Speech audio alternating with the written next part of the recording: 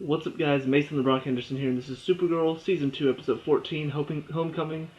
So, I decided today to keep myself from getting too frustrated about this episode. So I bring my little buddy. His name's Leo. He's awesome. Man's best friend.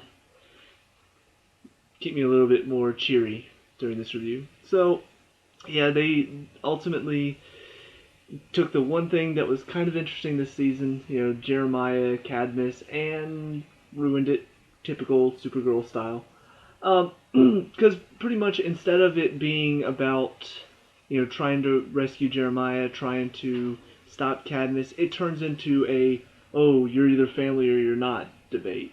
Because, even me, who, I'm too stupid for this show because everybody else loves it and I hate it. Even me was able to figure out, hang on, they rescued Jeremiah way too soon. I mean, hell, even Mon-El figured that out. Mon-El, the dumbest guy on the show, figured this out. He's like, wait, that was way too easy. I think part of it is because this show wants to keep everything in balance. So last week, Mon-El was acting like an idiot whenever Mrs. Biddlet came in, and was just acting like a total moron about it all, acting all jealous and like, oh, I can't believe that guy, oh da da. And so, he was really annoying last week. Well, this week, he's actually the one in the right, and Kara's the one who's like, I can't believe you're doing all this, and blah, blah, blah, blah, blah, and getting all mad at him, and she's clearly the one in the wrong when he's right. So it's like, it's their way of balancing it all out. But yeah, it's pretty straightforward episode. I mean, they rescue Jeremiah. It was way too easy. So he comes in, and Mon-El suspects him, and then Wynn starts suspecting him. But there are a few problems in here that just really, they need to be focused on the most. The first one has to be, like I said, the fact that they took this storyline and instead of talking about the Cadmus stuff, talking about Jeremiah and why he's turned, they turn it into a family thing. Like, they really do. It's all about, oh, he's back in, and then all of a sudden Kara doesn't trust him anymore, and Alex is like, oh, you're not part of the family anymore, and you picked a side, and they turn it into like this huge family fight. Kara, the entire episode, well, most of the episode, is mad at Mon-El because he doesn't believe Jeremiah is there for the right reasons, and then Alex gets mad at Kara and she starts believing that he's not there for the right reasons, and it's all about. I'm sorry. See, this is why I have him here, because I'd be getting so pissed if I didn't have him here.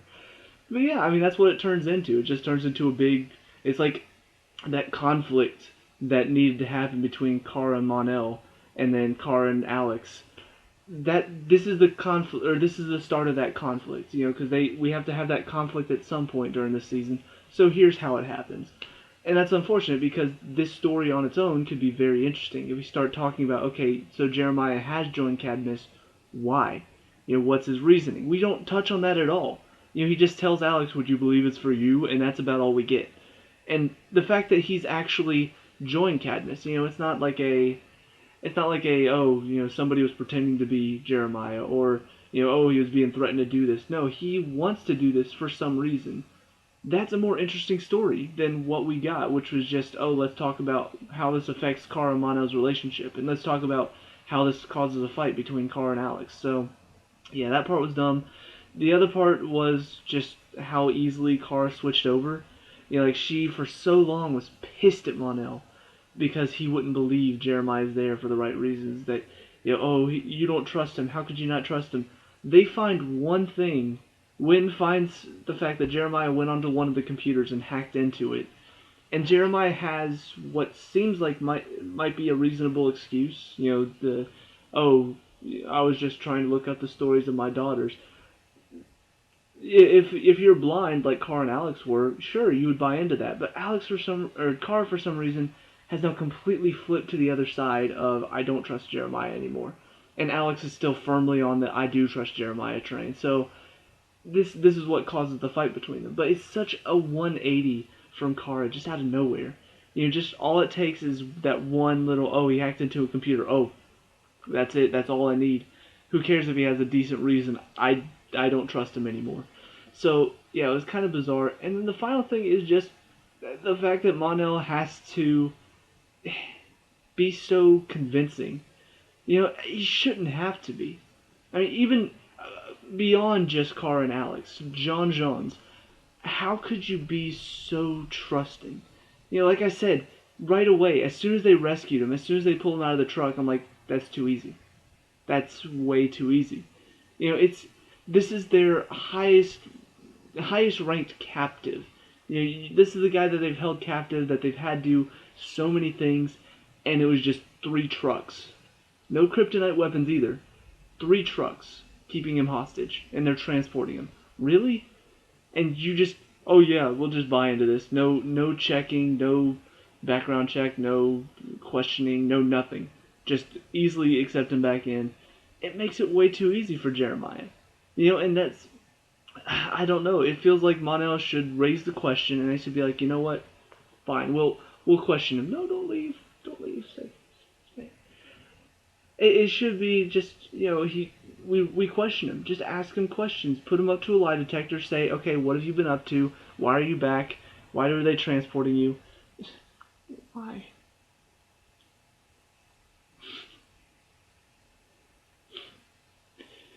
I almost got mad there. Thank you. So, yeah, just that in particular, the fact that they have to question him, the fact that they have to, that they don't question him, the fact that they have to not even consider it, so that part was pretty bizarre. So those are the 3 main things that need to be focused on. I'll miss you.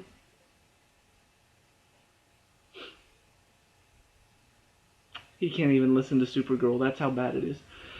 So, on to some of the minor stuff that was also stupid, because, nothing in the show is good at all. When, just stuff with his girl out of nowhere. Mon-El talking to Win about the Kara stuff, because, clearly we need to have so much time devoted to their relationship, because we haven't had enough already.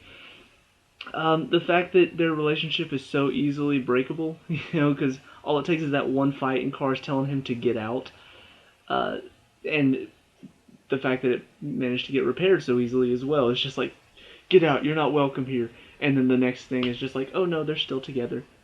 The fact that this tried to turn into a romantic comedy at one point, they're talking, they wake up the next morning, it was the beginning of the episode. Mon-El wakes up, Kara's already out saving the world, they get back in, they start talking about the relationship, I want to wake up next to you in the morning. And then they're talking about, okay, let's just keep this relationship under wraps, because last time they found out about my relationships, I got questioned, everybody was looking at me, so just like, oh, okay. Very next scene, he's in the DEO announcing to everybody that they're dating. I'm just like, really? Romantic comedy stuff? Really? And then on top of that, we have office comedy, because up comes John Johns, go to HR now. It's like, what, we have HR? Oh, you're serious? Yeah, because that's the type of comedy I come to expect out of this show. Office comedy. What type of show this is again? This is a superhero show? I forget at times. So yeah, all of that weird stuff, just strange, random crap thrown in, nothing to do with Supergirl. Honestly, it takes forever for the Supergirl stuff to start. It takes at least probably 10 minutes for Jeremiah's stuff to happen. And then after that, it takes about 15 minutes before they actually get to the whole, oh, they're building a nuclear bomb thing. And then after that, it's like one scene where Supergirl saves the train and Alex tracks down Jeremiah in the woods, and that's about it as far as the action goes in this episode. Couple other things. I know I'm just kind of randomly throwing out stuff, but it's kind of popping into my head as I go along. The fact that Maggie and Mon-El got invited to this family dinner thing, you'd think, because this is your father has returned home, this is not a let's invite our dates type of event. Like, and John John shows up as well. I'm just like, really? Yeah, everybody come on in. Yeah, it's my personal time. If my father was gone for years and years and years, and he returned home, I tell you what, I'd invite all of my friends over, because I want them to take away the time that I could be spending with my long lost dad. That's the smart thing to do. The ending, typical cliche ending where Alex has got Jeremiah trapped, and he says, "You have to take me in dead. You have to shoot me to take me in." And she doesn't shoot him because, shooting him in the leg, that's a no-no. Come on! This is like the second time that a CW show has done this. You have them at gunpoint, they're like, you're gonna have to kill me to bring me in. How about I cripple you? Bang! In the leg, we bring you in for questioning. That's all it takes. And for some reason, it's become this cliche thing where they're just like, no, I can't do it. You go. You leave with all the information that will probably destroy us later, but I should probably be taking you in right now. But go! Go now! It's like, we've lost our minds. No, we haven't lost our minds. They've lost their minds. I don't know. Like I said, I kind of went into this knowing pretty much every episode from now on is going to be crap. I don't see them picking it back up at any point. Maybe the ending, when they finally do story stuff, Cadmus stuff, maybe then it'll be interesting. But I feel like just watching the second half of the season, even the first half of the season, aside from the Superman episodes, it's all relationship stuff. This episode, despite the fact that Jeremiah's back, Alex and her father are being reunited, it's still relationship stuff. It's still all about Kara and Mon-El, and their relationship and how is that affecting. At the end of the episode, instead of, first season it was a lot about the sisters and them dealing with stuff together. This is the prime place for that. Even in my mind, I'm thinking, okay, so this is a good sister moment. This is a moment where Alex and Kara need to come together, and it's like they apologize to each other for how they acted during all of this, but they're sticking together. They're going to make it through this. Nope. Maggie comes to visit Alex, Mon-El goes to visit Kara. That example right there proves just how far gone this show is. That they don't even realize anymore what these characters are about. They don't realize what this show is about anymore. It used to be about Supergirl. It used to be about how she was going to handle things. And the support of her sister, the superheroing, the trying to keep her daily job, all of that. That's what it was first season. Even if some of it was crap, that's what it was about. Now, it's about Alex, it's about Mon-El, it's about Win and his girl, it's about all of the characters now. Because we can't just have a show about Supergirl, even though it's titled Supergirl. Just in comparison, one last comparison, and I swear I'm done because I really shouldn't be caring as much anymore. Compare it to The Flash. What's The Flash about? Barry Allen. The reason why the relationship between Barry and Iris work in that show is because that's been one of the focuses, has been Barry and Iris. Because Barry's the main character. That makes sense.